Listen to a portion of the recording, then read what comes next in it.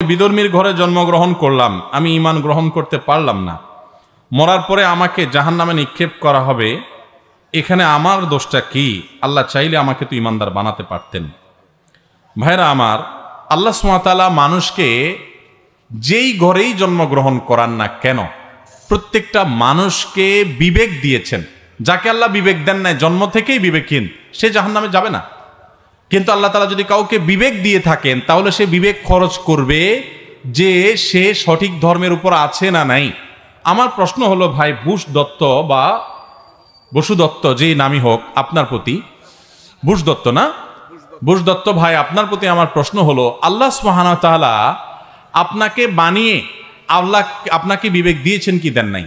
এবং আপনি যে বাপদাদা ধর্মের অনুসরণ করছেন, সেই ধর্মটা কোরআনে কারিমের বর্ণনা অনুযায়ী মানুষের বানানো। আল্লাহ বলছেন যে ওয়ামাইয়াবতাগি গায়রাল ইসলামি দীনান ফালাই ইউকবালা মিনহু, যে ব্যক্তি ইসলাম ছাড়া অন্য কোনো ধর্ম আল্লাহর কাছে এনে হাজির করবে, সেটা আল্লাহ অ্যাকসেপ্ট করবেন না।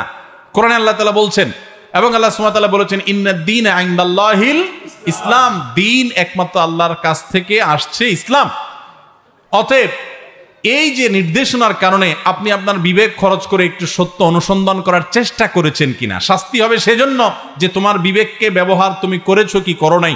তুমি চেষ্টা করে তোমার বিবেক বুদ্ধিকে যদি খরচ করে সত্যকে অনুসন্ধান করবার সত্যিকারের চেষ্টা যদি তুমি করো, আল্লাহ বলেছেন ওয়াল্লাযীনা জাহাদু ফীনা, যারা আমার পথে আসার জন্য চেষ্টা করে সত্যিকারের চেষ্টা, লানাহদিয়ান্নাহুম সুবুলানা, নির্ঘাত অবশ্যই অবশ্যই আল্লাহ বলছেন আমি তাদেরকে আমার দিকে আসার একটা রাস্তা দেখাবো না, সাবিলের বহু বচন সুবুল। আল্লাহ বলেছেন তা যে আসার চেষ্টা করবে, যে সত্য অনুসন্ধান করার চেষ্টা করবে, আল্লাহ বলেছেন আমি তাকে সত্যের দিকে আসার বহু রাস্তা দেখাই দিব। অতএব আমি বলবো যে কোনো মায়ের ঘরে, কোনো বাবার ঘরে জন্মগ্রহণ করেছেন দেখে আপনি সেই জায়গায় দাঁড়িয়ে থাকবেন, এটা তো বুদ্ধিমানের কাজ নয়। আমি একটা উপমা দিতে চাই। আমরা অনেকে কৃষকের ছেলে, আসি না? আমরা অনেকে কৃষকের ছেলে, আমরা অনেকে দোকানদারের ছেলে, আমরা হয়তো অনেকে অন্য কোনো পেশাজীবী কারোর ছেলে। আমার বাবা মা, তিনি কৃষক থাকুন, রিক্সা চালক হন, দিনমজুর হন, তিনি বড় কোনো ব্যবসা করেন, ছোট ব্যবসা করেন, যেটাই করেন, কোনো কাজ ছোট না, কোনো কাজ খারাপ না, হালাল কি হারাম সেটা দেখার বিষয়। প্রশ্ন হলো, আপনার বাপ কৃষি কাজ করেন, আপনিও হয়তো কৃষি কাজ করেন, ব্যাপারটা সেরকম না। অনেকে আছেন বাবা কৃষক ছিলেন, উনি পড়ালেখা করে ডাক্তার হয়েছেন, ইঞ্জিনিয়ার হয়েছেন, বিদেশ গিয়েছেন, ব্যবসা বাণিজ্য করেছেন, এরকম ভুরি ভুরি আমাদের সমাজে আছে না নাই? এখন এই ছেলে তো এটা বলে নাই যে আমার বাবা তো কৃষক ছিলেন, আমিও কৃষকই থাকব। তিনি নিজের সাধ্যের সবটুকুন চেষ্টা করে ভালো অবস্থান নেওয়ার চেষ্টা করেছেন। দুনিয়ার ক্ষেত্রে আমরা খুব ভালো করে বুঝলাম, কিন্তু ধর্মের ক্ষেত্রে আসলে যদি আমরা বলি যে না, আমার বাবা মা ভুলে আছেন, আমি তাদের সন্তান, আমি কিভাবে এই ভুল থেকে সরি, তাহলে এটা বুদ্ধিমানের কথা হলো না। আল্লাহ তাআলা আপনাকে বিবেক দিয়েছেন, সেই বিবেক খরচ করবেন, স্টাডি করবেন, পড়াশোনা করবেন।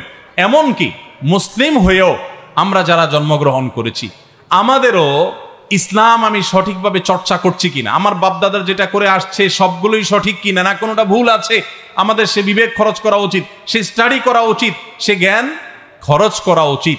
আল্লাহ তাআলা আমাদের সকলকে হেদায়েত দান করুন। আমরা যদি আল্লাহর কাছে নিজেকে সমর্পণ করি, যে বলি যে আল্লাহ তুমি আমাকে সত্যের পথ দেখাও, আল্লাহ পথ দেখাবেন, আমি চেষ্টা যদি করি। আল্লাহ তাআলা আমাদের এই ভাইকে, আমরা দোয়া করি, এই বুশ দত্ত ভাই এবং আরো যারা আছি আমরা, আল্লাহ তাআলা আমাদের সবাইকে, প্রত্যেকটা মানুষকে আল্লাহ তাআলা সঠিক পথের দিশা যেন পাই, পরিচালিত যেন হই, সেই তৌফিক দান করুন। হেদায়েত আল্লাহর কাছে চাইতে হয়, নিজের চেষ্টা করতে হয়। এই দুইটা জিনিসের জন্য আমাকে জিজ্ঞাসাবাদের মুখোমুখি হতে হবে। আমি বাবার মার ঘরে জন্মগ্রহণ করেছি, তারা হয়তো ছোটখাটো কোনো কাজ করতেন, বা তারা এমন কোনো কাজ করতেন যেটা দিয়ে খুব বেশি পয়সা কামাই করা যায় না। কই, আমি তো তাদের সেই জায়গায় থাকি নাই, আমি তো ঠিকই আমার দুনিয়ার ক্ষেত্রে আমি সুইচ করেছি, যেটা ভালো সেখানে আমি করেছি। তো দিনের ক্ষেত্রে আমি কেন সেরকম একটা জায়গায় শুধু দাঁড়িয়ে থাকবো, যদিও সেটা ভুল হয়? এটা কখনো বুদ্ধিমানের পরিচায়ক হতে পারে না। আল্লাহ আপনাকে বিবেক দিয়েছেন। হ্যাঁ, কেউ যদি বলেন যে আমি এমন কোন জায়গায় আমার জন্ম হয়েছে যে আমি কোনো দাওয়াত পাই না ইসলামের, তো আল্লাহ তাআলা তাকে কিয়ামতের দিন এটার জন্য পাকড়াও করবেন না, যদি তার কাছে ইসলামের দাওয়াত না পৌঁছায়।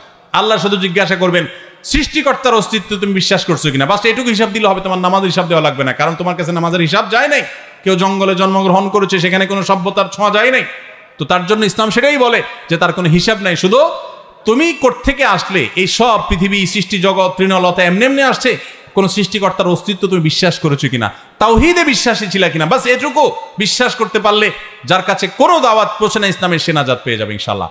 ইসলাম অযৌক্তিক কিছু বলেন। আল্লাহ বলেছেন, আল্লাহ তাআলা লা ইয়াজলিমু মিসকালা যাররা, যাররা পরিমাণ আল্লাহ তাআলা কারোর প্রতি জুলুম করবেন না। ওমা রাব্বুকা বিযাল্লামিল লিল আবিদ, আল্লাহ বলেছেন তোমার রব কোন বান্দার প্রতি কোনো প্রকার জুলুম করবেন না। বিধায় আমরা আমাদের কৃতকর্মেরই ফল ভোগ করবো, এর বাইরে কিছু না। আল্লাহ আমাদের সবাইকে হেদায়েত দান করুন।